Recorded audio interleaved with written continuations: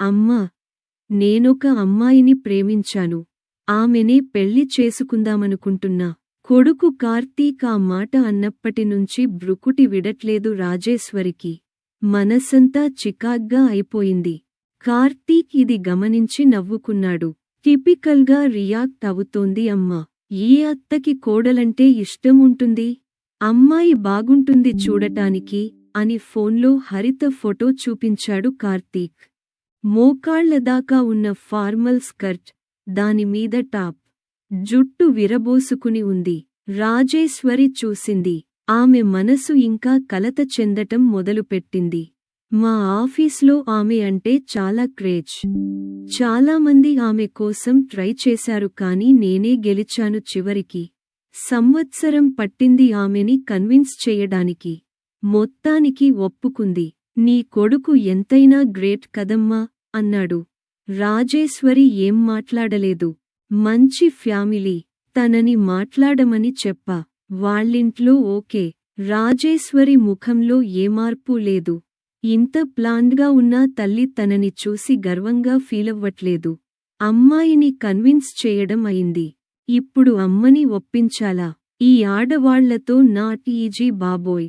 కార్తీక్, హరిత ఇద్దరూ MBA finance చేసి ఓ ప్రైవేట్ కంపెనీలో పని చేస్తున్నారు. హరితతో తల్లి రియాక్షన్ గురించి మాట్లాడాలని పొద్దుటనుంచి ప్రయత్నిస్తున్నాడు కార్తీక్. కానీ ఆఫీస్లో హరిత మరీ సిన్సియర్. ఒకసారి పనిలో మునిగితే ఇంక ఏం పట్టించుకోదు. ఇదే తనలో నచ్చదు కార్తీక్కి. పెళ్లయ్యాక ఆడవాళ్ల ప్రాధాన్యాలు ఎలాగూ మారతాయి కదా. కొంచెం ఓపిక పట్టాలి అంతే. మొత్తానికి సాయంత్రం పనివేళలు ముగిసే టైంకి హరిత బయటికి వచ్చి తనకోసం ఎదురుచూస్తున్న కార్తీక్ని చూసి నవ్వింది. ఈ నవ్వుకే మేం సమ్మోహితులమైపోయి ఎంతసేపైనా ఎదురు చూసేస్తాం. పిచ్చి మగాళ్ళం.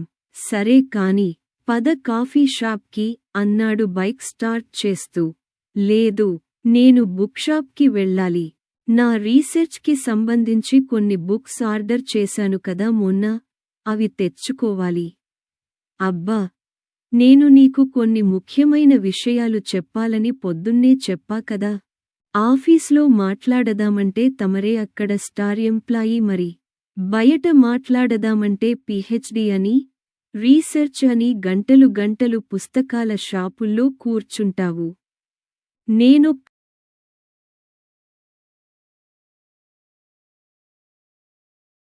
మనిద్దరి ఫ్యూచర్ గురించి వర్రీ అవుతున్నట్లుంది. వెంటపడితే ఇలాగే అలుసైపోతాం, చిరాగ్గా అన్నాడు కార్తీక్. చివరి మాట బాగా తగిలింది హరితకి. అలా మాట్లాడకు కార్తీక్, నాకు చాలా బాధేస్తుంది. I am sorry. పద కాఫీ షాప్కే వెళ్దాం. బైక్ ఎక్కి కూర్చుంది హరిత. రాజేశ్వరికి ఇంటర్ చదువుతుండగానే పెళ్లయిపోయింది. మంచి సంపాదన ఉన్న అబ్బాయిని చూసి పెళ్లి చేసేశారు తల్లిదండ్రులు. రాజేశ్వరికి ఒక్కగానొక్క సంతానం కార్తీక్. 5 ఏళ్ల క్రితం కార్తీక్ ఇంకా చదువుకుంటుండగా గుండెపోటుతో భర్త చనిపోయాడు. రాజేశ్వరి డబ్బుకి లోటు చేయకపోవడంతో కార్తీక్ చదువుకి ఆటంకం రాలేదు. చూస్తుండగానే చదువు పూర్తి చేసుకుని మంచి ఉద్యోగం సంపాదించుకున్నాడు కార్తీక్. కొడుకు పెళ్లి బాధ్యత రాజేశ్వరికి లేక కాదు కాని, మనస్ఫూర్తిగా కార్తీక్కి పెళ్లి సంబంధాలు చూడలేకపోయింది రాజేశ్వరి. ఏవో ఆలోచనలు ఆమెని వెనక్కి లాగేసేవి. తను ఆలోచిస్తోంది నిజమా, సబబా? తెలియదు. ఇంతలో కార్తీక్, ఒక అమ్మాయిని ప్రేమించా అని చెప్పడంతో రాజేశ్వరిలో కలకలం రేగింది. ఆ అమ్మాయి ఫోటో చూసి తనలో ఆలోచనల చిరుజల్లు తుపానుగా మారడం ప్రారంభించింది. ఆ తుపాను హోరులో తనకి వినిపించిన ఒకే మాట, ఈ పెళ్లి జరగనివ్వకు. ఆడవాళ్ళు, ఫెమినిజం అని ఎంత నినాదాలు చేసినా అత్త అత్తే కదా అనిపించింది. నిన్న అమ్మ వైఖరి చూస్తే, తను ఆర్డర్ చేసుకున్న మోకా సిప్ చేస్తూ అన్నాడు కార్తీక్. కార్తీక్ తల్లికి తాను ఎందుకు నచ్చలేదో ఆలోచిస్తోంది హరిత. అందంలోనూ సంపాదనలోనూ కార్తీక్కి సరిజోడి అనే కాన్ఫిడెన్స్ ఉంది తనకి. కానీ ఆ ఆత్మవిశ్వాసానికి ఇప్పుడు దెబ్బ తగిలినట్టు అనిపిస్తోంది. ఇంతలో హరిత ఆర్డర్ చేసిన ఎస్ప్రెస్సో వచ్చింది. అబ్బా! ఆ ఎస్ప్రెస్సో ఎలా తాగుతావు అసలు? చేదుగా ఉండదూ? నువ్వు కూడా మోకాకి వచ్చేయ్ అని ఎన్నిసార్లు చెప్పాను? ఒక్కసారి ఊహించు. పెళ్ళయ్యాక నేను పొద్దున్నే ఆఫీస్కి తయారయి ఇద్దరం మోకా తాగుతూ ఉంటే ఆ సీన్ ఎంత బాగుంటుంది. ఒకళ్ళు మోకా, ఇంకొకళ్ళు ఎస్ప్రెస్సో తాగితే మ్యాచ్ అవ్వదు హరిత. నాకు డార్క్ కాఫీ టేస్ట్ ఇష్టం కార్తీక్. అయినా నువ్వొక్కడివే ఎందుకు తయారవుతావు ఆఫీస్కి? అదీగాక భార్యాభర్తలంటే ప్రతి ఒక్కటీ మ్యాచ్ అవ్వక్కర్లేదనుకుంటా. కార్తీక్కి ఆ మాట నచ్చలేదు. ఇంతకీ నా ఫోటో చూపిస్తే ఆంటీ ఏమీ మాట్లాడలేదా? నా గురించి ఏమీ అడగలేదా? ఆంటీకి ఏం ఫోటో చూపించావు? కార్తీక్ స్క్రీన్ అన్లాక్ చేసి రాజేశ్వరికి చూపించిన ఫోటో చూపించాడు. బాగానే ఉన్నానే ఇందులో.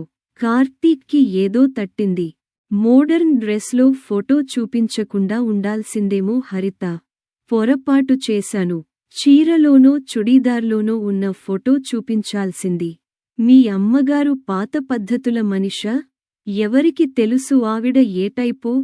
నేను గెస్ చేస్తున్నా అంతే. అసలు ఎక్కువ మాట్లాడితే నాకు ఆవిడ పర్మిషన్ ఏమీ అక్కర్లేదు. ఇద్దరం ఇష్టపడ్డాం, ఉద్యోగాలు చేసుకుంటున్నాం. భవిష్యత్తు మనది.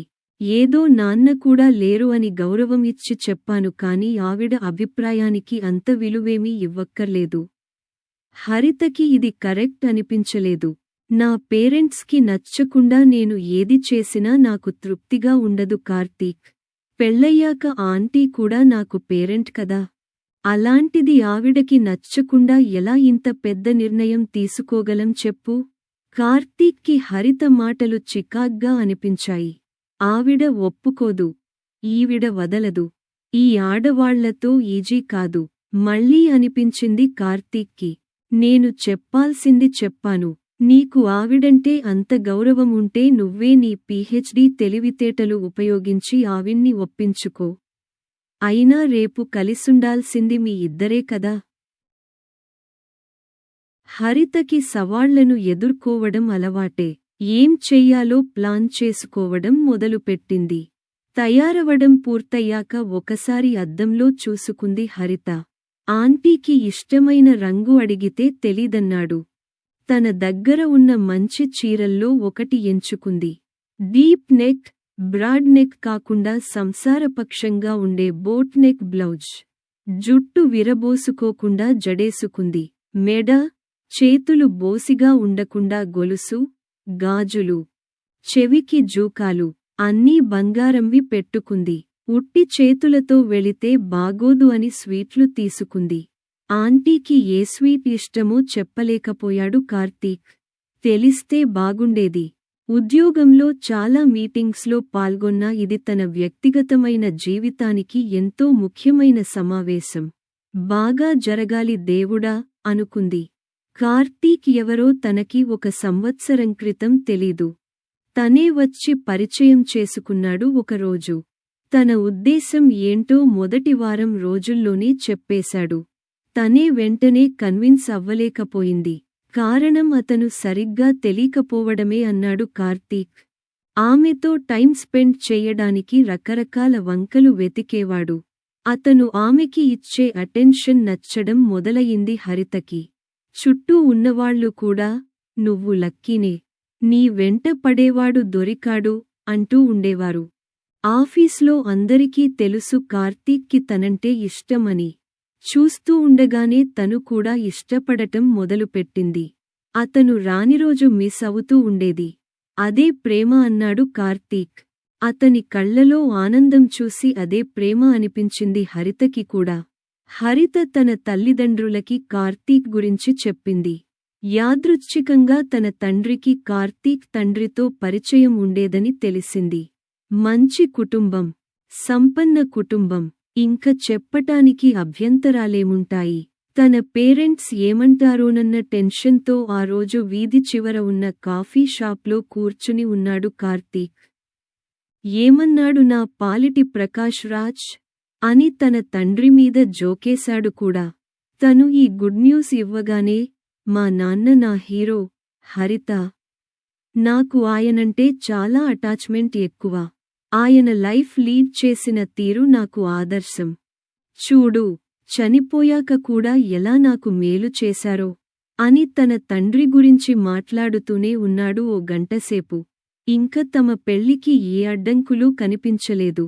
తన తల్లికి ఓ మాట చెప్తే చాలు అన్నాడు కార్తీక్. అలాంటిది ఆవిడ నుంచి వ్యతిరేకత వస్తుందని ఇద్దరూ ఊహించలేదు.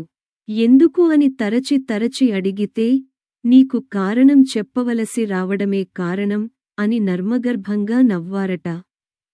కార్తీక్ చెప్పిన దాన్ని బట్టి ఆంటీకి పెద్దగా అభిప్రాయాలు కాని, ఇది అని ఇష్టాయిష్టాలు కాని లేవు. పెద్దగా చదువుకోలేదు కూడా అనుకుంటా. తన మోడర్న్ ఫోటో చూసో, ఇంకేదో కారణంతోనో తనని అపార్థం చేసుకుని ఉండవచ్చు. అలాంటివి ముఖాముఖీ క్లియర్ చేసుకుందామనే ఈ మీటింగ్ అడిగింది హరిత. మొదట భయపడింది. తనని ఇష్టపడని ఆంటీ కలవడానికి మాత్రం ఒప్పుకుంటారా అని. కాని ఆవిడ వెంటనే ఒప్పుకున్నారట. ఇంట్లో చెప్పలేదు ఈ విషయానికి. ఇంకా తెలిస్తే ఆంటీతో మాట్లాడటానికి వెళ్ళనిస్తారా? వాళ్లే ఇన్వాల్వ్ అవుతారా? అనవసరంగా చిన్న విషయానికి పెద్దదవుతుందేమో అని ప్రస్తుతానికి దాస్తోంది ఇంటి వాళ్లనుంచి. అసలు ఇలా దాచాల్సి రావడం తనకి అస్సలు ఇష్టం ఉండదు. కాని ఏం చెయ్యాలి? కార్తీక్ అంటే ఇష్టముంది కదా తనకి. ఓసారి గట్టిగా ఊపిరి పీల్చుకుని బ్యాగ్ తీసుకుని బయల్దేరింది హరిత పుస్తకాల షాపుకి. ఆంటీ అక్కడే కలుస్తా అన్నారట. కాటన్ చీర కట్టుకుని, హుందాగా ఓ నవల పేజీలు తిరగేస్తున్న 50 ఏళ్ల రాజేశ్వరిని చూసి, కార్తీక్ చెప్పినట్టు లేరే అనుకుంది హరిత. చూడగానే తత్తరపడిపోతా అనుకుంది. కాని ఆవిడ చూపు ఎంత సరళంగా ఉందంటే తనకి హాయిగా అనిపించింది ఆవిడ సమక్షంలో. ఆ బుక్షాప్లో కూర్చుని చదువుకోడానికి కుషనున్న కుర్చీలు వేసి ఉన్నాయి. కూర్చుందామా అని దారి తీసింది రాజేశ్వరి. హరిత ఆమెని అనుసరించింది. వర్కింగ్ డే అవ్వడం వల్ల బుక్ షాప్లో ఎక్కువ మంది లేరు. హరిత స్వీట్ బాక్స్ ఇచ్చి, మీకు ఏ స్వీట్ ఇష్టమో తెలియదు, అందుకే అసార్టెడ్ బాక్స్ తీసుకున్నాను అని నసిగింది. రాజేశ్వరి డబ్బా తెరిచింది. ఏది ట్రై చేయమంటావు అంది. పిస్తా రోల్ బాగుంటుంది. రాజేశ్వరి పిస్తా రోల్ 2 ముక్కలు చేసి, ఒకటి హరితకిచ్చి రెండోది నోట్లో వేసుకుంది. రాజేశ్వరి, మంచి ఛాయిస్. నీ టేస్ట్ బాగుంది. హరితకి రిలీఫ్ అనిపించింది. స్వీట్స్లో ఇంత బాగున్న నీ టేస్ట్ జీవిత భాగస్వామి విషయంలో బాలేదే మరి? కూల్గా అడిగింది రాజేశ్వరి. హరిత అస్సలు ఊహించని ప్రశ్న ఇది. చదువుకున్నావు, సంపాదించుకుంటున్నావు, పీహెచ్డీ చెయ్యాలన్న ఉన్నతమైన ఆశయాలున్నాయి. పెద్దవాళ్ల అంగీకారంతోనే అడుగు ముందుకు వేయాలనే విలువలు ఉన్నాయి.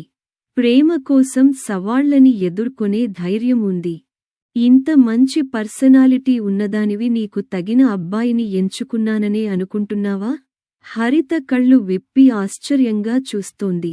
నేను కార్తీక్కి సరిజోడీనే అని వాదించడానికి సిద్ధమై వచ్చింది. అసలు కార్తీక్ తనకి తగునా అనే ఆలోచనే రాలేదు హరితకి. ఎందుకు? పెంపకాలు? హరిత మనసులో ప్రశ్నకి బయటికే సమాధానం ఇచ్చింది రాజేశ్వరి. అమ్మాయిలని ఆత్మగౌరవం, ఆత్మవిశ్వాసాలతో, అబ్బాయిలని స్త్రీల పట్ల అవగాహనతో పెంచకపోవడం మా తరం చేస్తున్న తప్పు హరిత. మా వాడు నీలో అందాన్ని మించి గుణగణాలని చూడలేడు. ఎందుకంటే అతని పెంపకం ఎలా సాగిందో ఓ తల్లిగా నాకే తెలుసు. కార్తీక్ తండ్రికి నేనంటే ఏమాత్రం గౌరవమూ ప్రేమ ఉండేవి కావు. ఆడవారి పట్ల చులకన, అగౌరవం ఉన్న వాతావరణంలో పెరిగాడు కార్తీక్.